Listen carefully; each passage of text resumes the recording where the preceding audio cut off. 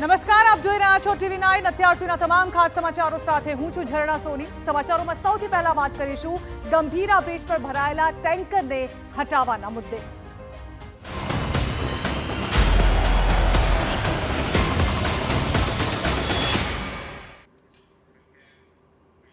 તો વડોદરામાં ગંભીરા બ્રિજ પર ફસાયેલા ટેન્કરના મુદ્દે ટેન્કર ઉતારતી વખતે બ્રિજ પર જવાની મનાઈ ફરમાવવામાં આવી છે।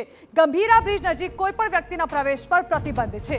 ટેન્કર હટાવવાની કામગીરીમાં રૂકાવટ ન આવે તે માટે આ પ્રતિબંધ લગાવ્યો છે।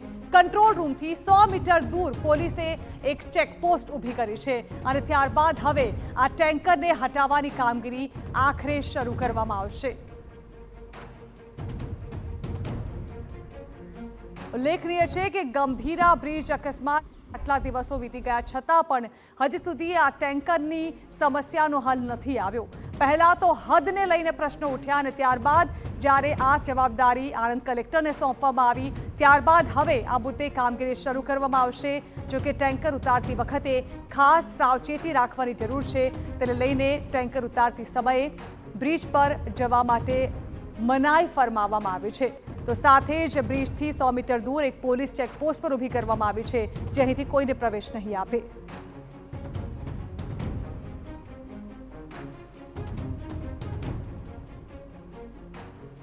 બ્રિજ પર બનેલી દુર્ઘટના બાદ જે પ્રકારે ટેન્કર ફસાયું છે ને તેને લિફ્ટ કરીને બહાર કાઢવાની જે આખી કાર્યવાહી છે તેના દ્રશ્યો હું તમને બતાવું, કારણ કે ખાસ કરીને જે આણંદ તરફથી આવવાનો આ જે જાહેર માર્ગ છે ને તેને બિલકુલ સુરક્ષિત રીતે બંધ કરવામાં આવ્યો છે, કારણ કે મરીન વિભાગની જે એજન્સીઓ છે અને જે ઉચ્ચ અધિકારીઓ છે તે પણ ઘટના સ્થળે છે ને તેના જ કારણે આ જે માર્ગ છે તેને બંધ કરી દેવામાં આવ્યો છે।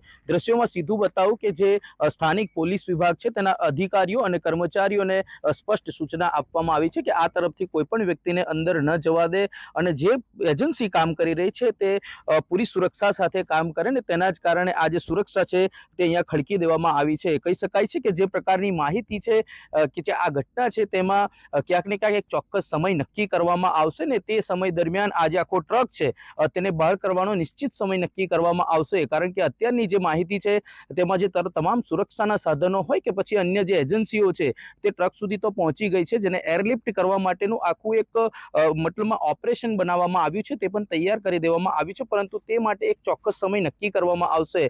તમને સીધા દ્રશ્યોમાં બતાવું કે એજન્સીના જે તમામ જે અહીંયા કહી શકાય કે મશીનરી છે તે પણ સ્થળ પર પહોંચી ગઈ છે, પરંતુ સુરક્ષાના ભાગરૂપે કોઈ પણ મીડિયાકર્મી હોય કે આમ પ્રજા હોય કોઈને પણ જવા પર પ્રતિબંધ લગાવવામાં આવ્યો છે। આણંદ જિલ્લા કલેક્ટર જે પ્રમાણે સુરક્ષા ગોઠવવામાં આવી છે ને ત્યારબાદ જે આખું ઓપરેશન પૂરું પાડવાનું છે તેની માટે જે પ્રાથમિક માહિતી મળી છે કે ચોક્કસ તેનો સમય નક્કી કરવામાં આવશે અને જે સમય નક્કી કરવામાં આવશે ત્યારબાદ જ આ જે આખી ટ્રક છે તેને ઉઠાવવામાં આવશે। અત્યારની પોઝિશનમાં એક એર બલૂન છે જે ટ્રકની નીચે મૂકવામાં આવશે અને જે ટ્રક છે તેને ખસેડવાની પદ્ધતિ શરૂ કરવામાં આવશે, પરંતુ સ્થાનિક લેવલથી જે માહિતી મળી છે કે તેની માટેનો એક ચોક્કસ સમય નક્કી કરવામાં આવશે અને ત્યારબાદ જ આખી આ જે એજન્સી છે તે ઓપરેટ કરશે અને આખી જે ટ્રક છે તેને બહાર કાઢશે। પરંતુ હાલ જે સુરક્ષાના ભાગરૂપે જે માહિતી મળી રહી છે કે આણંદથી જે ગંભીરા બ્રિજ તરફ જવાનો જે જાહેર માર્ગ છે તેને બિલકુલ બંધ કરી દેવામાં આવ્યો છે અને પોલીસ ખડકી દેવામાં આવી છે, જેથી કરીને જે એજન્સીઓ આવી છે તે સુરક્ષિત રીતે કામ કરી શકે। ધર્મેશ પટેલ, TV9 પાદરા।